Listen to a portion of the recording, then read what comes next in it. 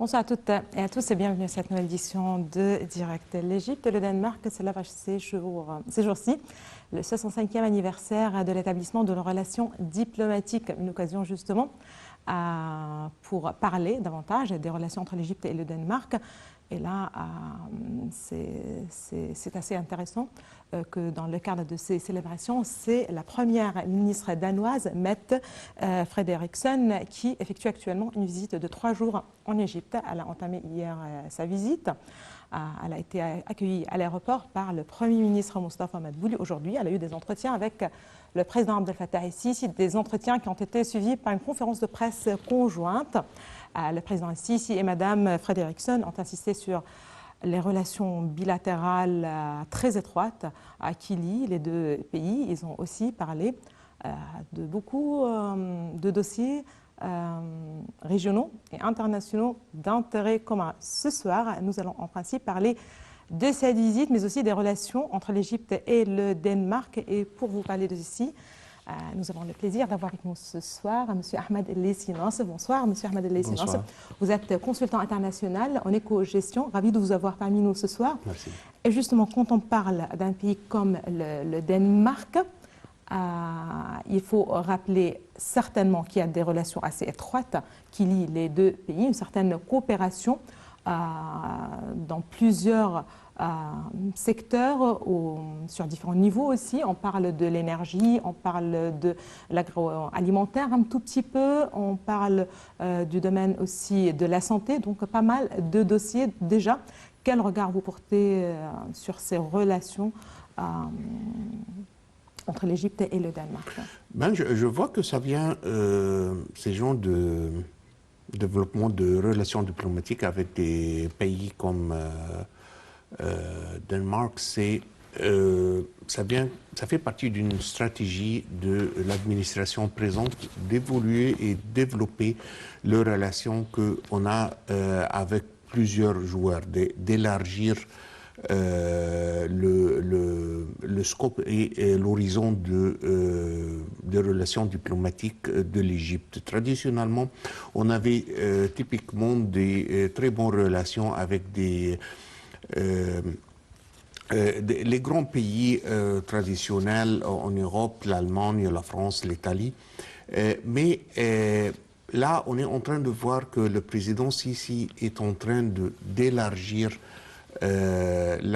l'horizon de nos coopérations diplomatiques et elle est en train de jouer, je pense pour la première fois depuis les années 50, le rôle de la diplomatie économique, ce qui est bien que l'Égypte a bien besoin d'évoluer les relations dans cette direction. Danemark est un pays où on a plusieurs choses et plusieurs axes à développer avec eux. Quand on regarde le chiffre de commerce entre les deux pays, c'est presque moins qu'1 milliard de dollars, ce qui est très peu.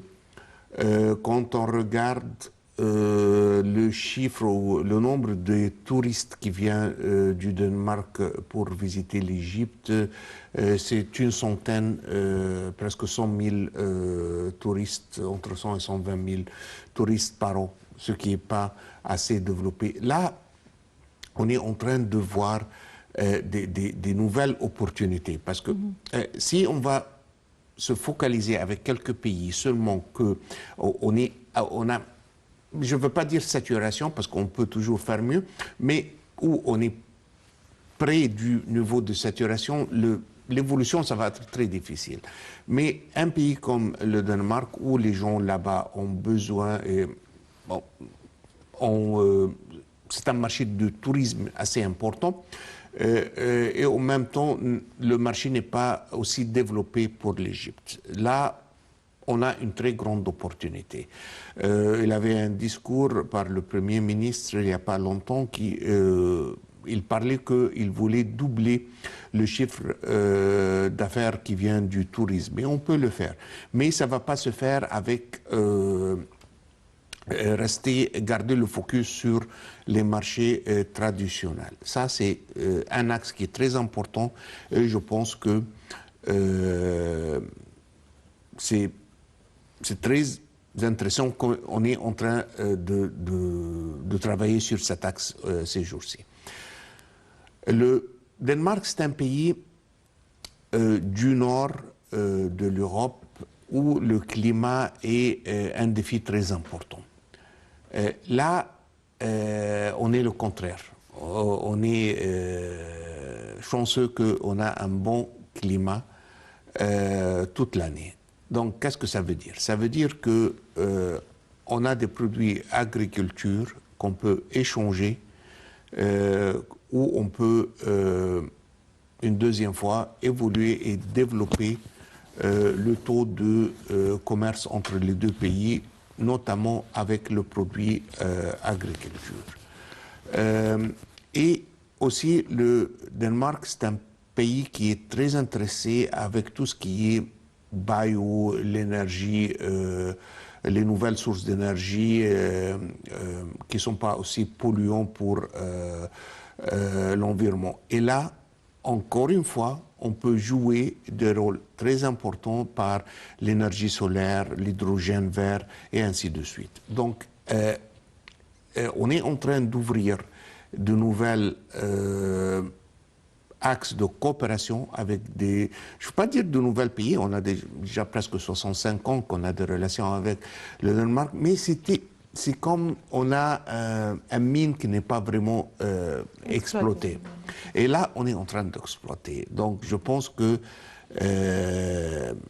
c'est un pas très important. Ça part dans la même stratégie qui est très claire que l'Égypte et surtout l'économie égyptienne a bien besoin de renforcer. Et si je peux aussi mettre en connexion ces réunions et cette visite avec la discussion que le président a eue hier pour le développement des nouveaux ports. Très bien. Est-ce que je peux revenir justement pour parler de ce dossier, un lien aussi avec les nouveaux ports maritimes, certainement, et qui font partie en fait des grands projets nationaux. Je vais revenir justement à une petite pause pour rappeler, encore une fois, je rappelle que le chef de l'État, le président Abdel Fattah el-Sisi, a eu des entretiens aujourd'hui avec la première ministre danoise à l'issue d'une conférence de presse, ou lors de la conférence de presse, le président el-Sisi a souligné l'importance de développer, je rappelle en fait, de développer ces relations, les relations donc bilatérales avec le Danemark, évoquant les facilités que l'Égypte est capable en fait d'offrir pour que les entreprises danoises opérant dans le pays, notamment dans les domaines de l'énergie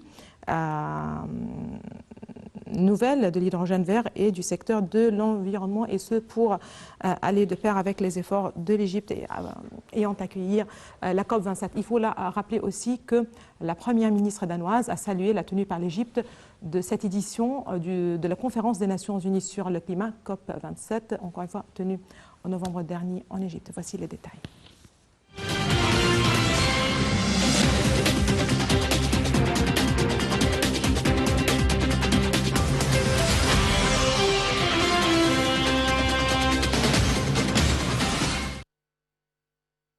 Dans le cadre de la célébration du 65e anniversaire de l'établissement des relations diplomatiques entre l'Égypte et le Danemark, le président Abdel Fattah el-Sisi a reçu aujourd'hui au palais de l'Ittihadiyya la première ministre danoise, Madame Mette Frederiksen, lors de sa première visite en Égypte qui doit durer 3 jours.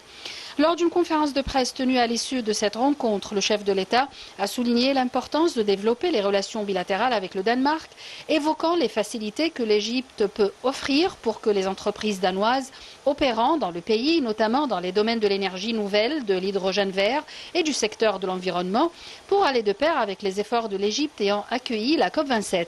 El-Sisi a également fait état des grandes opportunités de coopération entre les deux pays en raison de la situation géographique de l'Égypte, de son infrastructure avancée et de la zone économique du canal de Suez, ce qui favorise une coopération dans le domaine du transport et de la navigation maritime.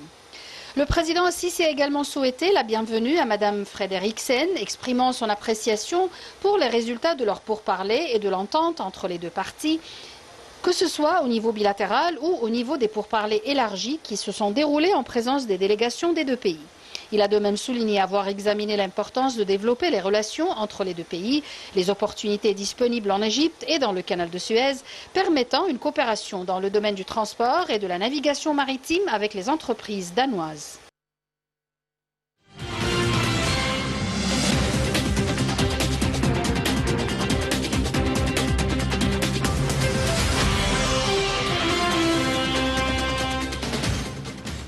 Monsieur Ahmed El-Lessi Nassef, tout à l'heure, vous avez parlé du lien entre cette visite, entre les dossiers qui ont été évoqués et les ports maritimes que l'Égypte voilà, est en train de construire et qui font partie, encore une fois, des grands projets nationaux. Avant de revenir ou de parler de ce point, j'aimerais encore une fois parler de la coopération. Vous avez précisé que le chiffre d'affaires n'est pas très important entre les deux pays, que c'est vraiment possible de donner un peu plus d'élan à cette coopération pour qu'elle se traduise justement que sur le plan du tourisme, par exemple, sur le plan des exportations.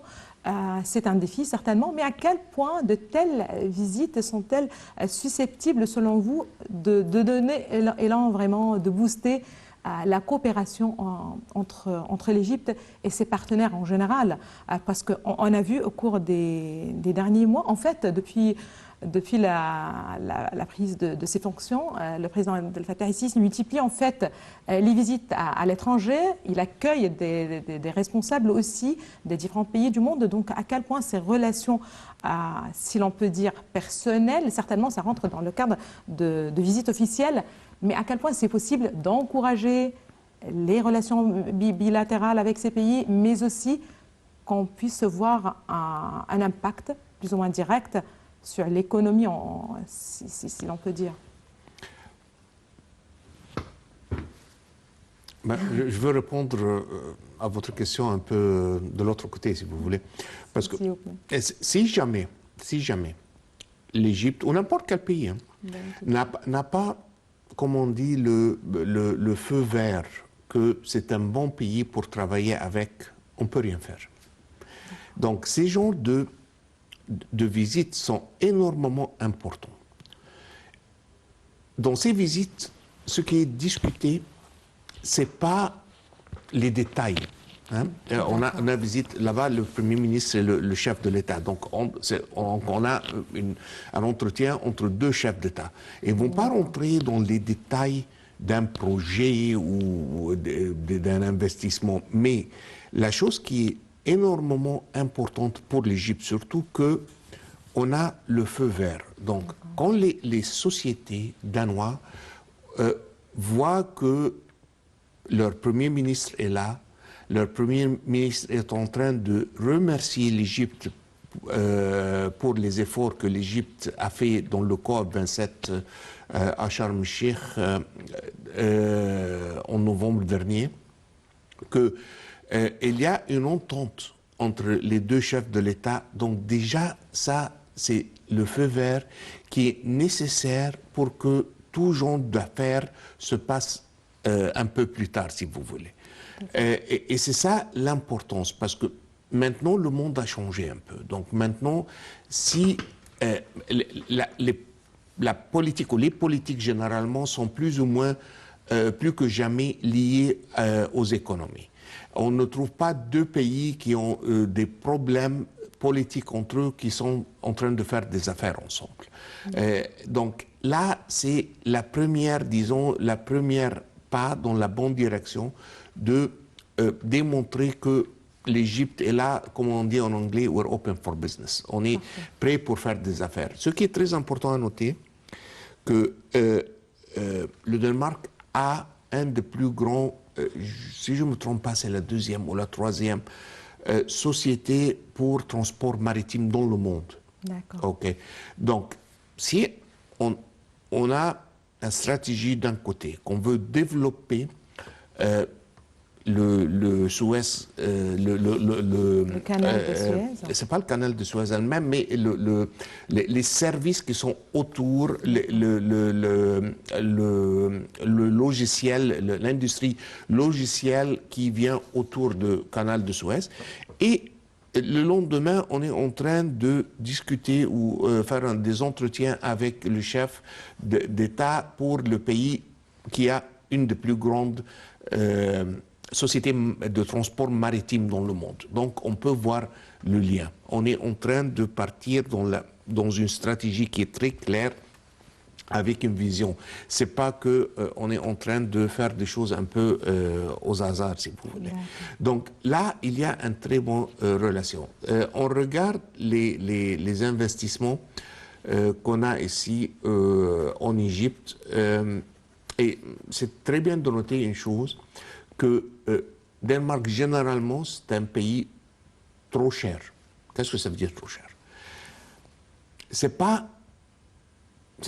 un super pays et tout, mais c'est pas un pays où on peut aller installer une usine pour fournir autant d'autres pays.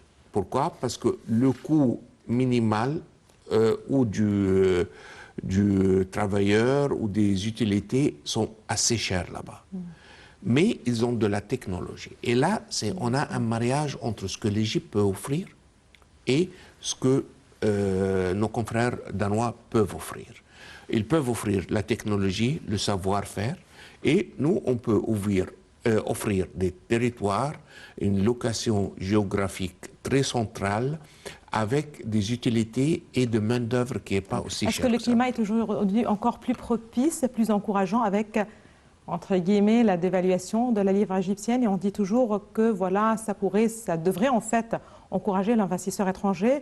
Et si on en parle d'un pays comme le Danemark, avec sa monnaie, certainement, avec sa technologie, avec son économie très robuste, ça pourrait vraiment avoir un certain impact. Je vais justement revenir pour parler de ce point, à quel point justement le climat est aujourd'hui encore plus encourageant pour un pays comme le Danemark de lancer des investissements ici en Égypte, et dans quel domaine aussi.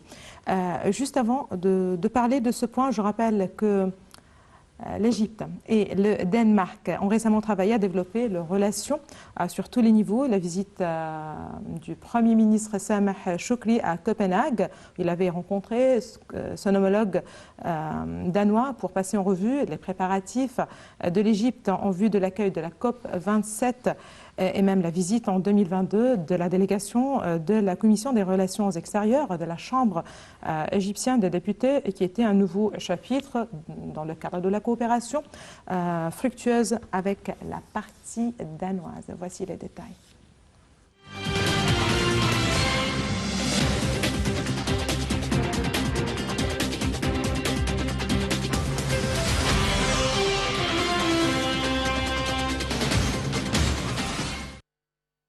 La visite au Danemark de la délégation de la Commission des relations extérieures de la Chambre égyptienne des députés en 2022 était un nouveau chapitre de la coopération fructueuse avec la partie danoise. La visite s'inscrit dans le cadre de la poursuite de la coopération avec l'initiative égypto-danoise de dialogue, qui vise depuis son lancement en 2004 à renforcer le dialogue et à échanger les expériences entre les deux parties dans tous les domaines. Pour sa part, le président de la Commission des relations extérieures de la Chambre des députés a exprimé son aspiration à renforcer la coopération parlementaire avec le Danemark, invitant le président et les membres de la Commission des relations extérieures du Parlement danois à visiter l'Égypte. Il a évoqué l'intérêt que l'État égyptien accorde aux femmes et à leur autonomisation, ce qui est conforme à la stratégie nationale des droits de l'homme, dont le troisième axe souligne l'importance de l'autonomisation politique des femmes dans la prise de décision. On parle ainsi d'un grand développement au niveau des relations égypto-danoises, notamment lors de la visite du ministre des Affaires étrangères Sameh Shoukry à Copenhague, où il a rencontré la première ministre et le ministre des Affaires étrangères du Danemark pour passer en revue les préparatifs de l'Égypte en vue de l'accueil de la COP 27. De même, le ministre de l'Irrigation et l'ambassadeur de Danemark au Caire ont discuté du renforcement de leur coopération dans le domaine des ressources hydriques. L'ambassadeur d'Égypte au Danemark s'était pour sa part entretenu avec le ministre danois du Climat, de l'Énergie et du Changement climatique, en présence de l'ambassadeur danois pour le changement climatique, Thomas Anker Christensen. Un entretien qui a porté sur les moyens de renforcer la coopération et de poursuivre la coordination en Égypte dans les domaines de l'énergie et en particulier dans les domaines des énergies propres et de l'économie verte.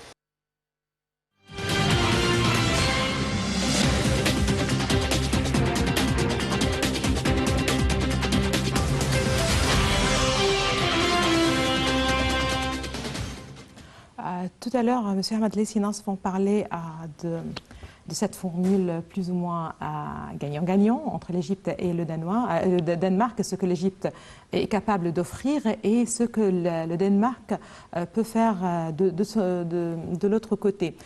Aujourd'hui, on pose toujours la question, est-ce que vraiment la dévaluation, encore une fois entre des guillemets, de la livre égyptienne et qui fait partie de la réforme financière peut-être ou monétaire de l'Égypte, puisse-t-elle justement jouer un rôle pour, encore une fois, attirer des investisseurs, l'investisseur danois, si on parle du cas du Danemark en particulier? Bien sûr, bien sûr. Et aussi sur le plan du tourisme, quand vous l'avez justement, vous avez jeté aussi la lumière sur le tourisme et l'importance de ce secteur. C'est la même formule, exactement. L'investissement ou les visites touristiques, le coût est un ingrédient énormément important pour décider. Mais ce n'est pas le seul ingrédient. Parce que par exemple, si on a un pays où la monnaie n'est pas chère du tout, je ne veux pas nommer quelques-unes dans notre région, mais s'il n'y a pas de stabilité, il n'y a pas de sécurité, même si la monnaie n'est pas chère ou les besoins d'investissement sont disponibles, personne ne va venir investir. C'est très important en fait de mettre en lumière ce point, que ce soit très clair. Ce n'est pas le seul facteur. Non, ce n'est pas le seul facteur. Si on n'a pas l'infrastructure, par exemple, je ne veux pas aussi nommer, mais il y a des pays qui sont très centrales. Ça a à faire aussi avec la position géographique. On a des pays qui sont très centrales en Afrique, mais ils sont ce qu'on appelle landlocked. Ça veut dire qu'ils n'ont pas de vis-à-vis sur une mer. Okay? Donc là, on fait investir là-bas et puis comment ils vont faire pour fournir ou transporter leurs produits. Donc ça va être énormément difficile. Mais là, l'Égypte a plusieurs... Si on a un pays, par exemple, et on n'a pas la main-d'œuvre, et ça existe, le Golfe est un très bon exemple. Si on veut avoir des travailleurs, on doit les importer dans notre pays. Donc l'Égypte a tout ça. La stabilité politique est énormément importante. La sécurité du pays, l'infrastructure des routes et le développement, ce qu'on est en train de faire dans la région logistique pour le canal de Suez. Tout ça sont des variables dans l'équation pour avoir un investissement étranger réussi en Égypte. Et en plus, maintenant qu'on a une dévaluation, ce qui veut dire que ça va être beaucoup moins cher pour une société danoise pour venir s'installer en Égypte et produire et utiliser l'Égypte comme une base pour exporter leurs produits. Ça aurait été 10 fois plus difficile pour eux pour faire la même chose s'ils voudraient faire cette base là-bas chez eux en Danemark. Est-ce que le secteur de l'agroalimentaire est un secteur clé dans le cadre de la coopération avec le côté danois? Qu'est-ce qu'il faut faire en fait? Je vais revenir justement pour parler de ceci, mais tout à l'heure aussi, vous avez parlé de l'importance du transport maritime, vous avez parlé de la situation géographique de l'Égypte, et justement, le lien s'installe entre cette coopération, entre les relations avec un pays comme le Danemark, mais aussi d'autres pays, et les ports maritimes que possède l'Égypte en général et que l'Égypte s'est mise justement à construire au cours des dernières années. Des ports qui font partie des grands projets nationaux qui devraient aussi, à leur tour, booster l'économie, favoriser le climat de l'investissement, que ce soit pour l'investisseur égyptien ou étranger. Je vous propose tout de suite de suivre avec nous un commentaire avec plus de détails et nous allons justement revenir pour parler avec plus de détails.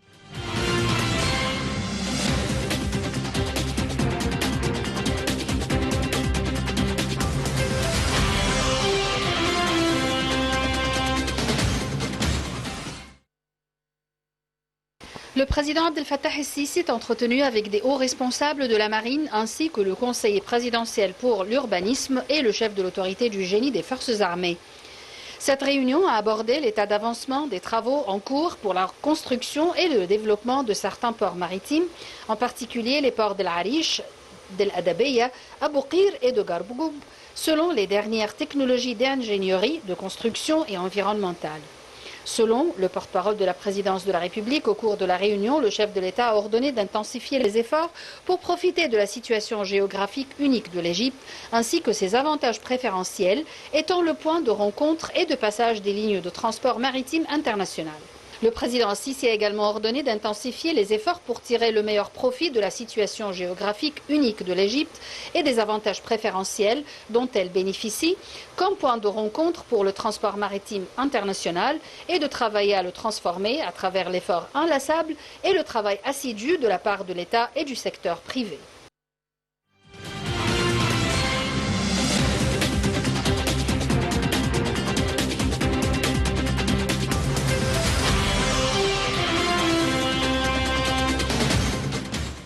Parlons du transport maritime, mais aussi des ports. Ce serait peut-être intéressant de rappeler que le président de l'autorité du canal de Suez, le général Oussama Rabia, a annoncé aujourd'hui que le mouvement de la navigation dans le canal a réalisé aujourd'hui de nouveaux records au niveau du passage quotidien des navires. On parle de 107 navires qui ont traversé le canal dans les deux sens.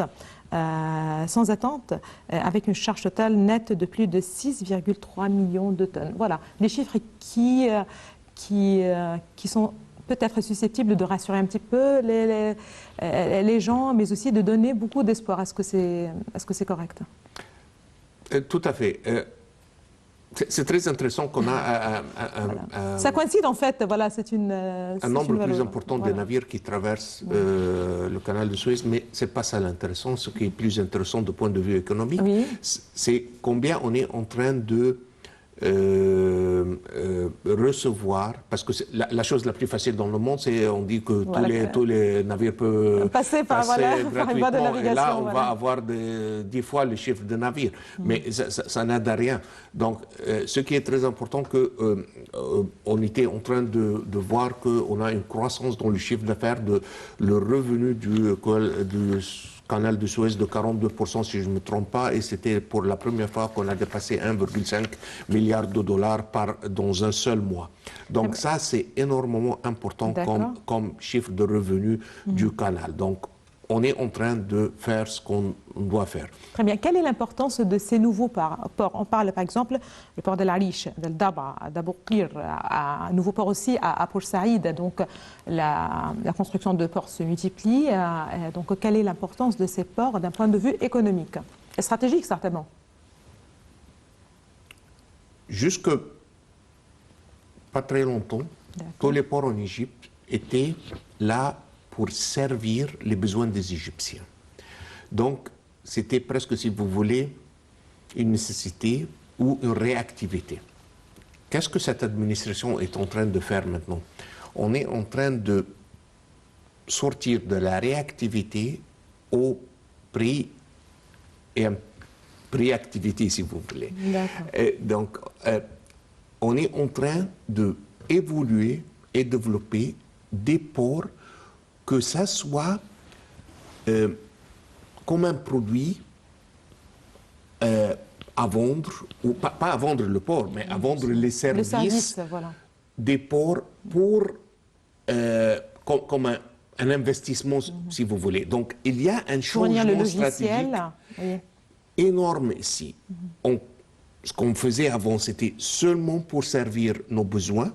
Là, on est en train de développer des produits pour mettre de la valeur ajoutée dans ce service qu'on n'a jamais fait avant. Surtout et qu'on on est, a voilà, vu une sorte des pays, de, surtout voilà. dans le Golfe. On est ouvert sur l'Afrique, certainement, et sur le monde de l'autre côté. Voilà.